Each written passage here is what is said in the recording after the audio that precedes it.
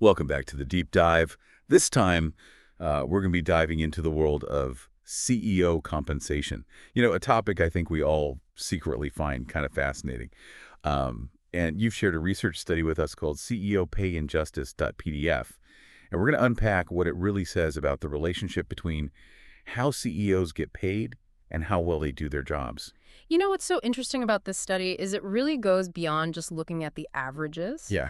It uses something called a power law distribution Yeah. to analyze both how CEOs are compensated, how much they're getting paid, and their company's performance. So let's break that down for our listener. Yeah. What exactly is a power law distribution, and why does it matter when we're thinking about CEO pay? Okay, so think about it this way.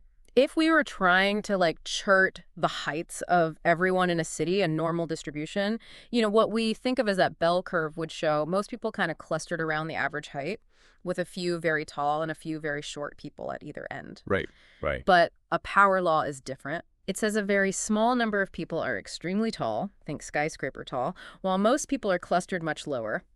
And it's these outliers that have a huge impact on the overall picture. Okay, so instead of that smooth bell curve we're talking about, like a steep drop-off with a few massive spikes. Exactly, yeah. What does that mean for our understanding of CEO pay?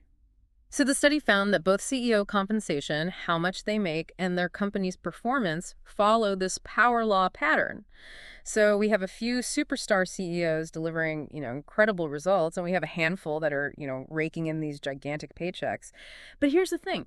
They're not necessarily the same people. Wait, so you're saying that the top performers are not always the top earners? That's right. That seems kind of counterintuitive to the whole idea that pay should be tied to how well someone does, right? Exactly. And the study actually quantifies this disconnect. For example, only 5% of the CEOs who ranked in the top 1% for performance, Wow. measured by how much value they created for the company, were also in the top 1% of earners. So like 95% of these top-performing CEOs are not getting the big bucks. Yeah, they're not making the most money. That's wild. That really challenges the assumption that how much a CEO makes is actually a fair reflection of what they contribute. When you think about CEO pay, we often focus on the total amount. But this mismatch isn't just about the overall compensation package, right? But It's more nuanced than that. yeah, you're right. The study breaks it down further, looking at the different components of CEO pay. So you have salary, bonuses, and even stock options. Right. And surprisingly, they all follow this power law pattern. Really? There's very little overlap between the top performers and the top earners, even when it comes to stock options, which are, in theory, supposed to incentivize performance. So even those incentive-based pay components, they aren't consistently going to those CEOs who are actually delivering the best results. Exactly. Yeah. That's a pretty big deal. But I have to ask, why should our listener care? Most of us aren't exactly in line for a CEO job. Well, understanding power laws is incredibly valuable, even if you're not running some, big Fortune 500 company. Yeah. It helps you see beyond just the averages, which can be really misleading in situations where a few extreme values have this, outsized impact. So it's not just about CEOs, it's about learning to spot these power law patterns in other parts of life as well. Yeah, absolutely. Yeah. Think about your own work. Uh-huh. Where are the areas of, extreme impact where maybe just a few key actions or decisions drive most of your results? Yeah. Seeing the world through this lens can really change how you approach everything from, your career choices to maybe how you think about your personal finances. Interesting. Yeah. Yeah, it's fascinating to think about how this applies to, other fields as well. Yeah. Imagine you're in sales, for example. Right. Understanding the power law could help you identify those few key clients or, those specific deals that have the potential to make or break your year. That's a great point. It's about really focusing your efforts on the areas where you can have the biggest impact. Now, going back to CEOs, this study really challenges the idea of a fair and efficient system, right? If pay isn't always reflecting performance, what other factors might be influencing those compensation decisions? Well, the study authors suggest a few possibilities. One is that, a CEO's power and influence within a company can play a significant role. Uh-huh. Think about their negotiation skills, their ability to, sway the board of directors and just their overall control, within the organization. A CEO with a lot of sway might be able to command a higher salary even if, their performance doesn't necessarily justify it. So it's like any negotiation, really. The person with the most leverage often comes ahead. But What about those CEOs who deliver incredible results but don't get those, sky-high paychecks? What's going on there? Yeah, that's where the study gets even more interesting. It challenges us to consider this concept of CEO underpayment. Underpayment. I thought the whole issue was that CEOs are being paid too much. Right. That's certainly like the prevailing narrative. But remember, this is all about looking beyond the averages and considering those outliers. The study author suggests that factors like, CEO's personality, their risk tolerance, or even just plain bad luck can sometimes lead to them being underpaid relative to their performance. So it's not always about, like, greed or manipulation. There might be other forces at work that prevent some high-performing CEOs from getting the reward they deserve. Yeah. Now, earlier we were talking about how, different components of CEO pay, like salary, bonuses, and stock options, all follow that power law pattern. Did the study uncover any differences in how those different types of pay relate to performance? Yeah, they did. They found a slightly stronger link between performance and stock options compared to salary. Okay, that makes sense to me. Stock options are designed to, incentivize CEOs to increase the company's share price. So you'd think there would at least be some correlation there. Right. But here's the thing. Even that correlation was weaker than you might expect. And when it came to bonuses, the link to performance was almost non-existent in many cases.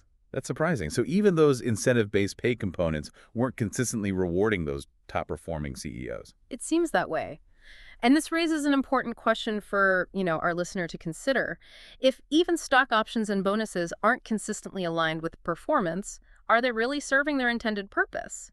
Or are there other factors at play that are influencing how these financial rewards are distributed? This deep dive has really highlighted the complexity of CEO compensation. It's not as simple as saying, CEOs are either overpaid or underpaid. There's a whole spectrum of factors influencing these decisions.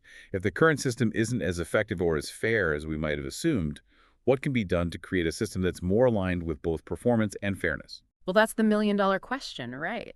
The study authors really emphasize the need for greater transparency and accountability in how these compensation decisions are made. Boards of directors really need to take a more active role in evaluating CEO performance and setting pay, rather than just, relying on industry averages or the advice of consultants. Right. It sounds like we need a system that's more focused on rewarding genuine value creation Hmm. rather than just rewarding those who are good at playing the game. Hmm.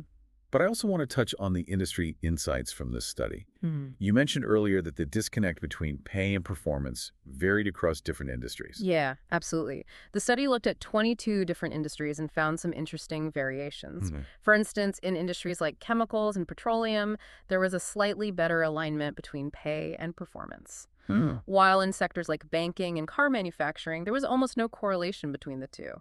That's fascinating. Why do you think that is? Could it be related to, like, the level of competition within those industries or maybe the regulatory environment? Those are excellent questions, and it really highlights, the complexity of this issue. It Yeah. suggests that there are like industry-specific factors at play, possibly related to, regulations, competition, or even just the dynamics of power and influence within that specific sector. And it raises a, thought-provoking question for our listener. Could these variations across industries actually point to potential solutions, or at least areas where we can focus our efforts to create a more, equitable system? This has been a really insightful deep dive so far. We've explored the power law distribution, the disconnect between pay and performance, and all these various factors that might be influencing those decisions. But I think what's most important for our listener to take away from this is the broader lesson here: the power of looking beyond the averages and understanding how these systems really work. Yeah, definitely. I think one of the best ways for our listener to really kind of grasp these concepts is to look at some real-world examples. And the study actually highlights a few cases of CEOs who either defy the odds or perfectly embody these patterns we've been talking about. What are some of the more like memorable examples that stand out to you? Well, one striking example is Dennis L. Barcema, the former CEO of Redback Networks. Okay. His company achieved a token's Q value of 78.63. To put that into perspective, if we were looking at a normal distribution, that bell curve, the probability of a CEO achieving that level of performance would be astronomically small. It's almost like finding a unicorn. Wow. So he's like a true outlier, a statistical anomaly in terms of his performance. But did his exceptional results translate into, equally exceptional pay? That's the question, isn't it? Unfortunately, the study doesn't disclose specific details about individual CEO compensation, likely due to, privacy concerns. However, given the study's overall findings about this disconnect between top performers and top earners, it's entirely possible that Barsima's pay wasn't really, on par with his incredible results. That's fascinating and a bit disheartening to think about. It really reinforces the idea that there's more to this story than just a simple equation of performance equals pay. We've uncovered this, hidden layer of factors influencing these decisions, industry dynamics, power plays, maybe even a bit of luck. It's like we're peeling back the layers of an onion here. Exactly.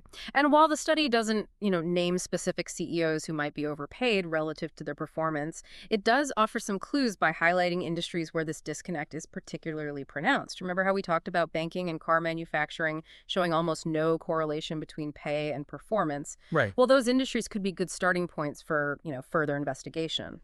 That's a great point for our listeners to consider. If you're interested in kind of exploring this further, those industries might be worth a closer look.